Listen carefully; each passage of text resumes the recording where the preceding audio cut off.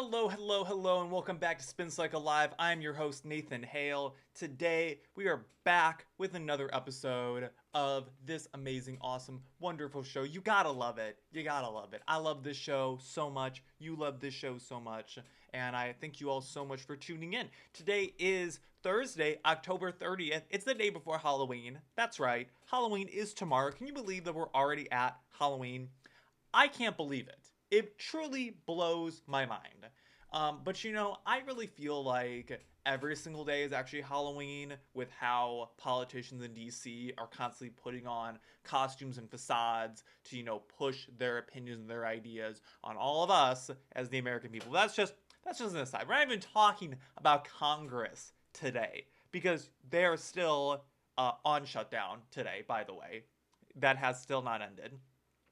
The Democrats shut down, mind you. So we have so much to cover. I want to talk about the Louvre Art Museum robbery that happened. I want to talk about New Jersey. I want to talk about JD Vance. I want to talk about immigration into the United States. We only have a few stories to cover. And then finally, to wrap up the show, I want to talk about how Halloween is apparently a racist holiday, like all the other holidays are out there, apparently, according to one TikToker. But we have so much to cover, so much to get into. And I thank you all so much for joining me. So sit back, relax, get a cup of pumpkin spice latte or hot cocoa or whatever you want to sip on and drink on while you're watching. We got a short show today, so let's get right into it with our very first story today. This comes from AP News. Now, I've been liking to cover AP News stories. They're very hit or miss. AP does a great job when they're not reporting on the Trump administration. When they're not talking about Trump, they do a great job. But when they are talking about Trump, they kind of screw it up. So, in this case, we're not talking about Trump. We're talking about the Louvre Art Museum. And so robbery at the Louvre happened. I think it happened last week. And someone broke in. They stole some jewels, some crowns, and they got out. And the reason why they were able to get in and out and steal these things is because there was no security in this wing of the Louvre Art Museum. Now, I recognize the Louvre is a big place, but Louvre's been around for a while. You'd think they would have security cameras in all the rooms at this point, but apparently not. And if you are like me, you may have asked yourself when you first heard about this story, because I'm assuming that you've heard of it at this point, is, what exactly did they steal? And like I said, they just stole a bunch of jewels and crowns. But when I heard of it, I was like, you know what? That's okay. They can have the jewelry as long as they left the paintings. As long as the paintings are okay, that's all I care about. I only care about the paintings. I don't really care about the jewels. I don't care about the artifacts. Leave the paintings. As long as the paintings are cool, I'm happy. So we have some updates on that. So 5 more arrests as Louvre jewelry heist probe deepens and key details emerge. The dragnet tightened around the Louvre thieves on Thursday. 5 more people were seized in the crown jewels heist, including a suspected tie by DNA, the Paris prosecutor said, widening the sweep across the capital and its suburbs. Authorities said 3 of the 4 alleged members of the commando team, as French media have dubbed the robbers, are now in custody. The late-night operations in Paris and nearby Seine-Saint-Denis left the total arrested to 7. Prosecutor Laure Barchou told RTL that one detainee is suspected of belonging to the brazen quartet that burst into the Apollo Gallery in broad daylight on October 19th. Others held, quote, may be able to inform us how the events unfolded. Barchou called the response an exceptional mobilization. About 100 investigators, 7 days a week, and roughly 150 forensic samples analyzed, and 189 items seized as evidence. Even so, she said the latest arrests did not uncover the loot. A trove valued at around $102 million that includes a diamond and emerald necklace Napoleon gave to Empress Marie Louise as a wedding gift. Jewels tied to 19th century Queen Marie Amelie and Horston, an Empress Eugene's pearl and diamond tiara. Only one relic has surfaced so far, Eugene's crown, damaged but salvageable, dropped and in the escape. So key planning details have snapped into focus. 9 days after the raid, a mover who owns a truck-mounted lift, the kind movers use to hoist furniture through Parisian windows, was mysteriously booked for a moving job on the French classified site Leboncoin, a similar site to Craigslist. Of course, it's going to be a site like Craigslist. All these crimes are always committed using sites like Craigslist, I swear. When he arrived in the town of the Louvres, north of Paris, around 10 a.m. on October 10th, two men ambushed him and stole the lift truck. On the day of the heist itself, the same vehicle idled behind the Paris Museum's riverside facade. Online observers have noted a remarkable coincidence, how a plot that began in Louvres ended at the Louvre. At 9:30 a.m., the basket lift rose to the Apollo Gallery window. At 9:34, the glass gave way. By 9:38, the crew was gone. A 4-minute strike. Only the near simultaneous arrival of police and museum security stopped the thieves from torching the lift and preserved crucial traces, the prosecutor said. Security footage shows at least 4 men forcing a window, cutting into 2 display cases with power tools, and fleeing on 2 scooters towards Eastern Paris on scooters. They got away on scooters! Investigators say there is no sign of insider help for now, though they are not ruling out a wider network beyond the 4 on camera. French police have acknowledged major gaps in Louvre's defenses, turning an audacious thief carried out as visitor walked the corridor into a national reckoning over how French protects its treasures. No kidding! How can you just break in through a window and steal a whole bunch of stuff? And it just happens in 2025. Paris Police Chief Patrice Farou told senators the first alert to police came not from the Louvre security systems, but from a cyclist outside who dialed the emergency line. Oh, great. So the top of the line, so some of the most protected pieces of artwork and history in the world are inside the Louvre. And the way that we found out that some of them were being stolen was from a cyclist outside. Wonderful. So, from a cyclist who dialed the emergency line after seeing helmeted man with a basket lift, he acknowledged that again, partially analog cameras and slow fixes lift seams. 93 million of CCTV cabling work won't be finished before 2029 or 2030, and the Louvre's camera authorization has even lapsed in July. Officers arrived fast, he said, but the delay came earlier than... I don't even know what a camera authorization is. Like, it's 2025. We've had CCTV technology since, like, the 90s. Like, why hasn't that been installed everywhere yet? Or even, like, at least a little bit to see what's going on. Just saying. Speaking to AP, former bank robber David Delicios characterized the heist as textbook and said that he had warned the Louvre of glaring vulnerabilities in the layout of the Apollo Gallery. The Louvre has not responded to them. So even a previous bank robber was telling them that this was going to be an issue, and the Louvre did nothing about it. Oh my gosh. This is just a complete garbage fire, I swear. So, the Louvre has got some real egg on their face, I fear.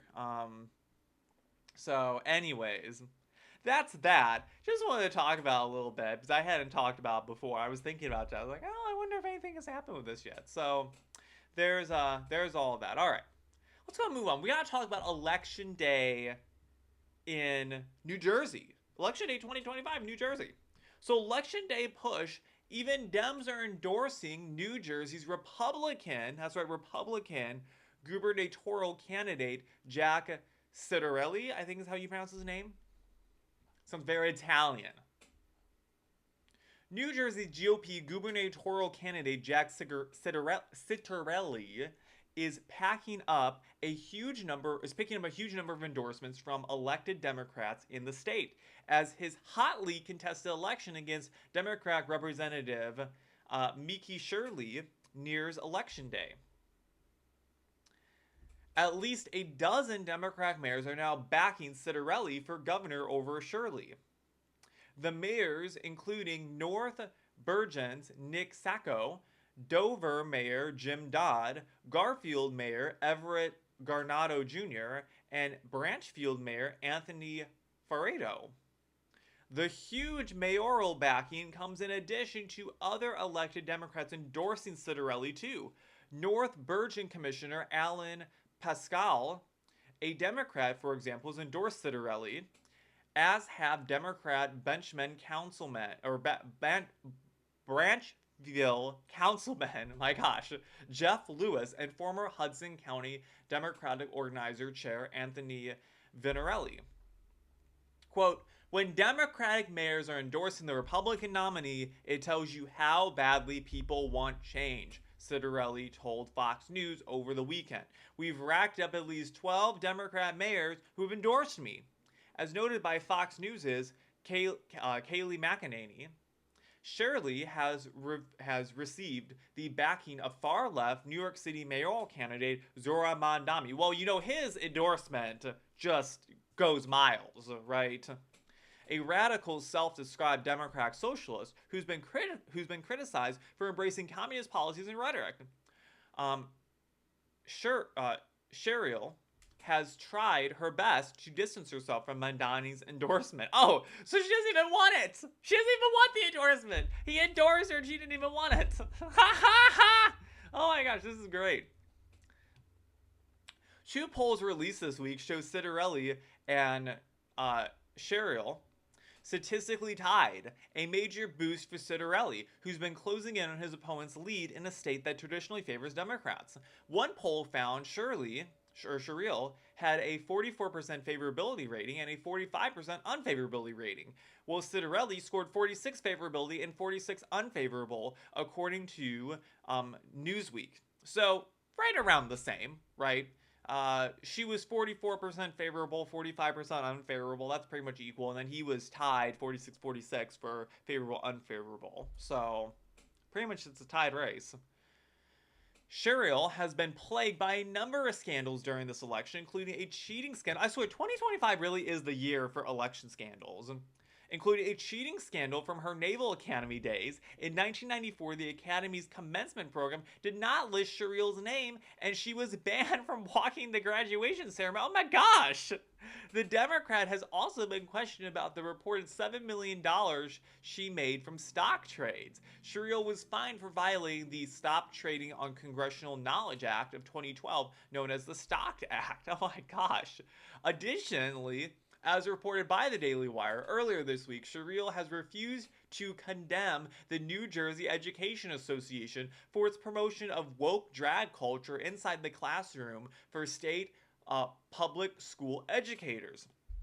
The NJEA is behind one of the top spending political groups in the state and strongly endorses Sherrill last month. Well, of course they do. In the days following the election, the NJEA is set to host an event to celebrate, quote, the vibrant world of drag for public school teachers. I swear, teachers' unions and their obsessions with putting drag queens in schools needs to be studied. It's absolutely insane. The event, called Drag is Not a Crime, the Past, Present, and Future of Drag, is part of the NJEA Consortium program, an initiative to boost diversity, equity, and inclusion, with a focus on minority communities in K-12 classrooms across New Jersey. So this is a program they're wanting to put on kindergarteners. This is insane. This is absolutely insane. From Jay Jones running in Virginia to wanting to shoot his opponents, to now this woman being endorsed and not by a teachers union that is wanting to put drag queens in kindergarten classrooms. That's absolutely insane. Now, just an aside, I don't got an issue with the drag queens out there, right? I don't have an issue with you all. But you shouldn't be performing from children. Y'all are not appropriate. It's not appropriate for children, no matter what you're doing. I don't care if you're dressed up in drag, reading a storybook to a kid in a school. It's not appropriate, right? The culture surrounding drag is a degrading culture filled with sexuality, drug abuse, and a whole lot of other nasty things. And I'm just saying the truth here. And if you want to be an adult and go and take part in all that, go for it. You want to go see a drag show and you're over 18? Go for it. Don't let me stop you. But this should not be in front of kids, even if it is an innocent act of reading a book or just being in drag in front of them. I have always likened this over the years to, would you want a porn star to read books to your kids? Now, I'm not saying that every single drag queen is on the internet posting naked pictures of themselves, but it's the same idea, right? The whole porn star culture has a whole variety of problematic components of it. Do you really want someone who represents or has those values and goes and participates in that culture to be around your kids, right? Same way that drag has a whole lot of problematic things around it. Do you really want those people around your kids? I'm just saying, right? And even if it's an innocent act of reading a book, I still don't want those people around my kids. I don't. It's just a fact of the matter. I want normal people around my kids, right? I don't want people who go and post pictures of themselves on the internet naked in front of my kids. I don't want people who are dressed up looking like a clown in front of my kids. I don't want that, right?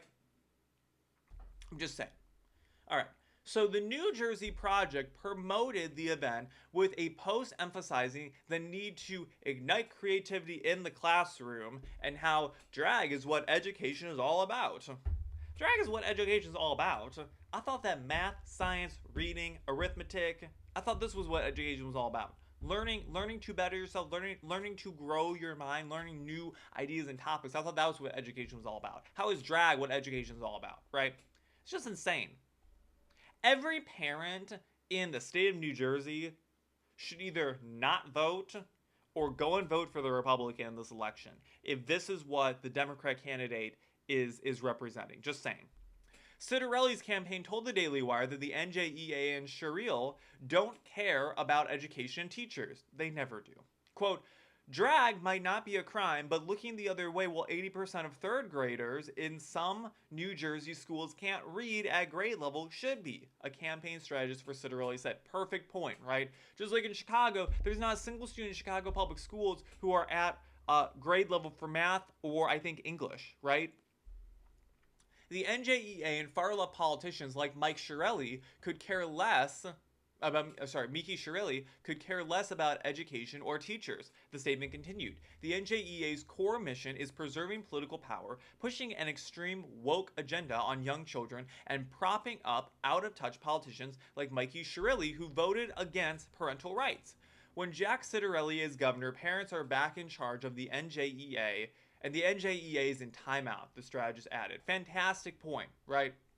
So, this is going to be an interesting election. I'm excited for election day. It's only a few days away. I think, is it November 5th or November 2nd that election day is? I forget exactly when. But I will be on the lookout following this, and we will be sure to cover this election on the show. I want to show you just some information about how previous elections have gone in New Jersey, just so you get an idea of where we're at. So right now, the election is neck and neck. They're literally tied like 50-50 right now. So in 2024, Kamala Harris won the state of New Jersey by about 6 points. She was 51.7 to 45.9, winning that state. However, if we look at governors, we can go governors. We can go back to 2021, the last election was. So in 2021, current New Jersey governor Phil Murphy won by 3.2 points. So he beat Ciattarelli, who ran in 2021 by about 3 points roughly, right? Ciattarelli got exactly 48% of the vote, which just shows us where we're at. We're in this is a very close state, right? It's almost closer in their statewide elections than in their federal elections, right? And we can even go back. Let's go back to 2017 when the previous one was. Phil Murphy won by 14 points in 2017. So he went from winning by 14 to winning by 3. He lost 12 points. Or he lost 11 points. Sorry, 11, 12, 13. Yeah, 11 points. He lost 11 points in 4 years. So that just shows you how the state of New Jersey has totally shifted. We can even look at their presidential elections. So let's go back to 2020. So Joe Biden won the state of New Jersey by 15 points in 2020. Kamala Harris only won it by 6. So it went from 15, or really closer to 16, 15 to 6. It's also a big deal. Hillary Clinton won the state by 14 points in 2016, and Barack Obama won the state by 17 points. So it's been steadily getting more and more and more red as time has gone on. It's gone from 17 points to 14 points in 2016 to 16 points in 2020 to 6 in 2024 for president. And same thing for governors. We can go back. 2021, 3 points for the Democrat. 3-point win. 2017 was a 14-point win. And 2013 was the last time a Republican won the state of New Jersey. Chris Christie won the state of New Jersey in 2013 by 22 points. The shift is real, folks. It's insane how politics changed.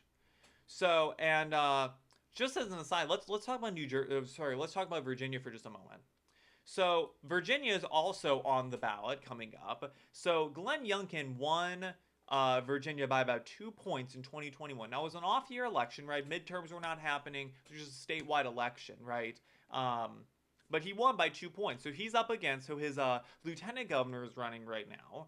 And she's in a pretty close race herself. So we'll see what happens with all that one. So we'll have a lot to cover. I think next week is probably when these elections are happening. So maybe next Thursday we'll be able to talk about election results. I'll have to look up when these elections are actually happening. I'm excited to see. But if you live in New Jersey, if you live in Virginia, you gotta go out and vote. You gotta go out and vote. Go and vote for the Republican. Go and do it. It's a couple of great people running in these states, running up against some very, very bad people. Bad people with bad policies, right? The Virginia Democrat is running with Jay Jones, who wants to go and murder his political opponents.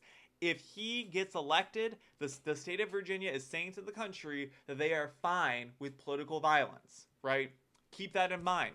We just talked about New Jersey, where there was scandal after scandal after scandal for this New Jersey Democrat. It's absolutely insane. All right, that's all I gotta say about that. Let's go and move on. Let's talk about JD Vance a little bit. So JD Vance did a Turning Point USA event, and he got asked a very specific question that had to do with legal immigration. So JD Vance, quote, "We have got to get our overall migrant numbers way, way down. So the U.S. government is importing too many illegal immigrants and too many H-1B visa workers," Vice President JD Vance told a cheering crowd of roughly 10,000 Turning Point supporters and students Thursday at the University of Mississippi. Right now, the answer is far less than we've been accepting. We have got to become a common, high-trust community again. And you can't do that when you have such high numbers of legal immigration, which is one of the reasons why we have the immigration policy we do have. We have got to get our overall numbers way, way down, he said. The H-1B visa worker program is touted as a means to import a few genius graduates, but is actually used to import cheap white-collar labor for employers, Vance said. If you want that super genius to stay in the United States of America and not go somewhere else, but what the program is actually used to do is hire a foreign accountant at a 50% discount to an American citizen, I don't think that we should be hiring accountants from foreign countries when we've got accountants right here in the United States that would love to work for a good wage. The comments on H-1B outsourcing got a huge applause from the university students, many of whom recognize that their nascent careers and middle-class ambitions are being diverted to foreign H-1B and OPT workers and are being consumed by fast-developing artificial intelligence technologies. Breitbart News has published more than 1,000 articles on H-1B migration and OPT hiring since 2015. Vance's comments echoed the administration's zigzag shift to a policy of economic growth via greater productivity and innovation. That is a huge change from President Joe Biden's Bidenomics policies of importing more foreign workers, consumers, and renters to expand stock market wealth on Wall Street. The vice president politely rejected an emotional plea from an Indian student at the university who suggested that she and other foreigners are entitled to citizenship because they enrolled in U.S. universities.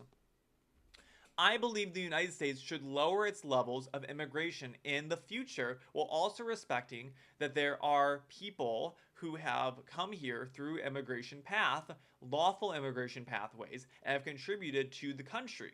But just because one person or 10 people or 100 people came in legally and contributed to the United States of America, does that mean we're hereby committed to let in a million or 10 million or 100 million people a year in the future? No, that's not right. We cannot have an immigration policy where what was good for the country 50 or 60 years ago binds the country inevitably for the future. There's too many people who want to come to the United States of America, and my job as vice president is not to look out for the interests of the whole world, it's to look out for the people of the United States.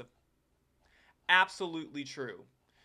So I completely agree with the vice president. I think that we're seeing a test case happen right now in countries like England for what's going to happen when we have way too much legal immigration happening. England has a legal immigration problem. They have communities in England that are being overrun by Muslims. They have entirely Muslim communities running in England, because they have a legal immigration problem. Because they're just letting anyone in who can get in legally. And their country can't handle it. Their services are stressed. They have way too many people in this country. Their housing system can't handle it. It's just you cannot keep importing millions of people every single year when you're not building millions more houses every single year, millions more housing units every single year, creating millions of more jobs every single year. We're not doing that, right? We have way too many people in our country. And that's not to say that people should not strive to have a better life for themselves, but we cannot have this perspective that we have to let every single person in. We're all our own countries.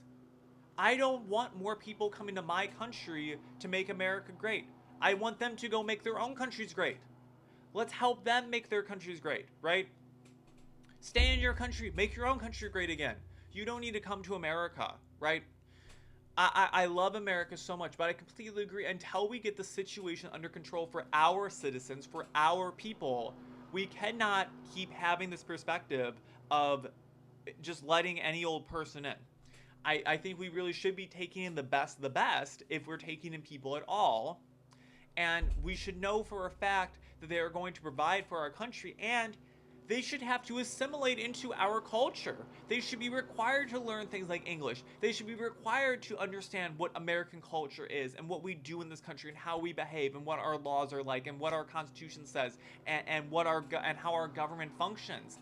And that is not a controversial thing to say. If you say that here in the United States, the left will lose their minds at you and say that you're a bigot and you're anti-brown people and you just want America to be a white country. I want America to be a great country. I don't care where those people are coming from. I don't care what the color of their skin are, but I only want the best of them coming. And I don't want a whole bunch of Muslims coming into my country and bringing in Sharia law with them and creating Muslim communities within our borders and overtaking our communities. Those values are not compatible with Western values, and I'm not afraid to say it. I'm not afraid to say it at all. Not afraid to say it. So I just want to point out, like I said, this is not a controversial thing. Other countries around the world have policies similar to this. I want to take a look at some of them. This is not an exhaustive list, by the way, of all the countries and their immigration policies and how they are tough on immigration. I just want to point out a couple of things. So, obviously, countries like China and Saudi Arabia and North Korea, they're going to be super difficult for people to get in, right? Let's take a look at a country like Germany, right? Germany is a democracy. Germany they're a nice country. They have a lot of nice things to provide and stuff. I don't have a whole lot of issues with Germany. So in Germany, you have to be a resident for at least 7 to 8 years before you can become a citizen. Okay. Additionally, you must learn German, have gainful employment, and show knowledge of German society. So they require you to know how to speak the language of their country. That's part of having their value system. Be employed, right? Have gainful employment, and also show knowledge of the German society. So you should know how German society functions and how it operates so that you can become a part of German society. And that's how you create heritage that is passed down from generation to generation to generation. And that's why in America we've lost so many of our own values, because a lot of our values have just gone away because they've been left out from generation to generation. We've had so much in migration that it's just kind of slowly faded away. All right. So let's look at the United States. So must pass increasingly stringent eligibility requirements, must pass English language and U.S. history exam, swear oath of allegiance to the U.S. Well, I can tell you a couple things. As an American, we have a whole bunch of people in this country who don't speak English at all, right? That should be an absolute no.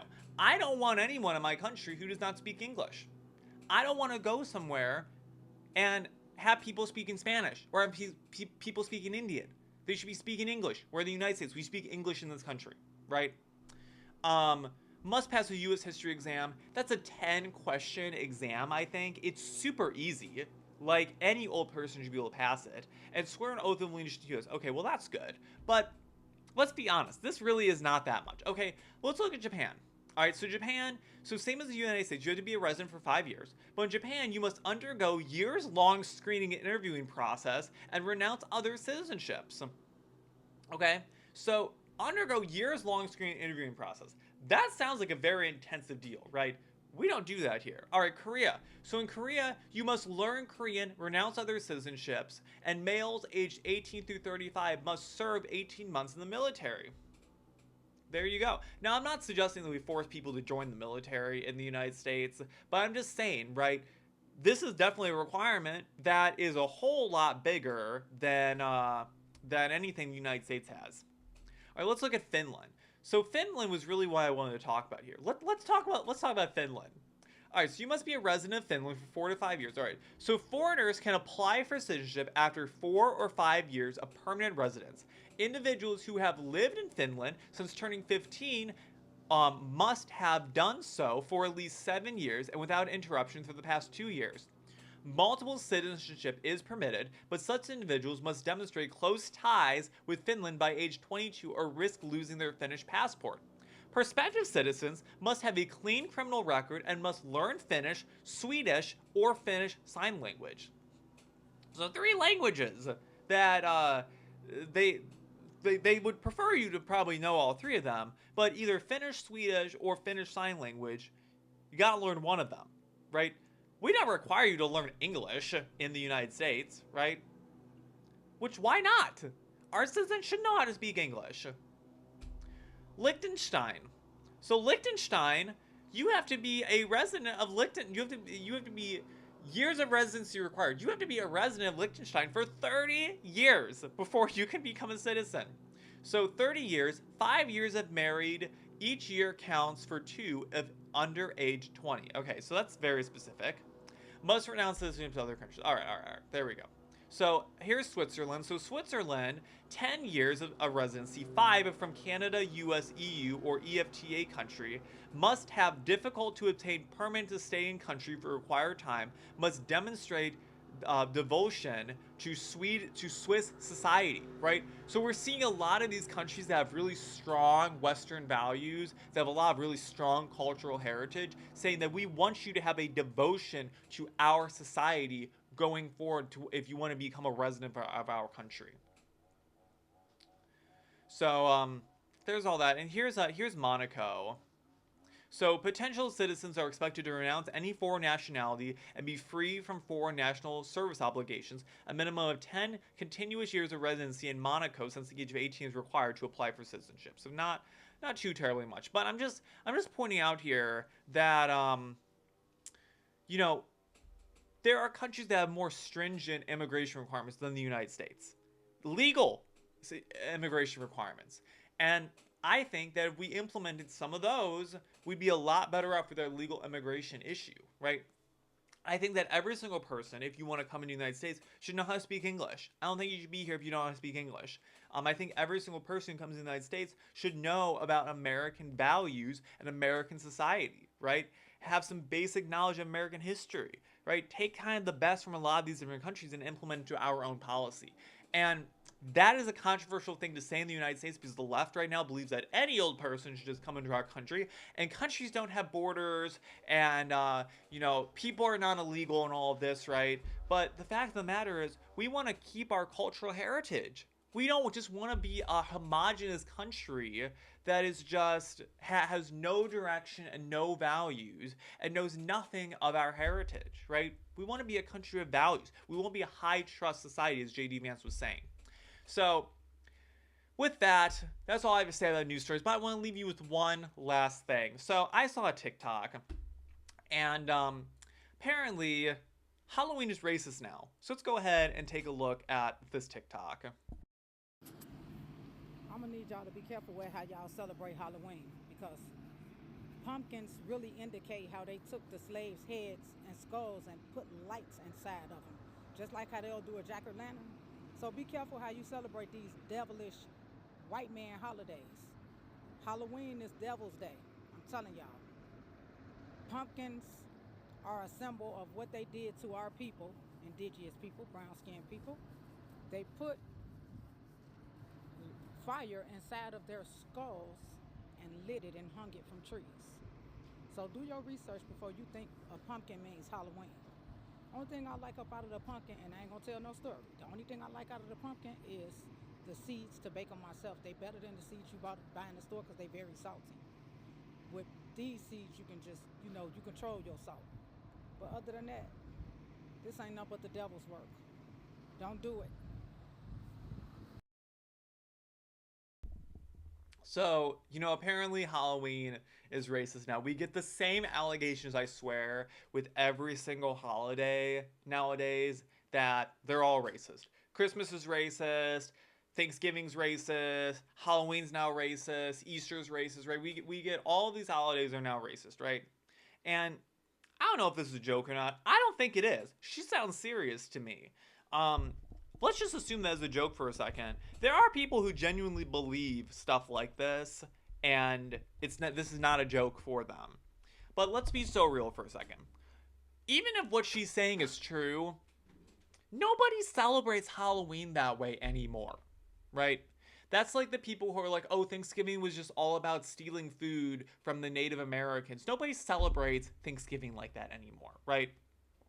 Nobody is carving a pumpkin thinking that they're carving the head of a black or indigenous person in the United States and burning it, right? Nobody celebrates it that way anymore.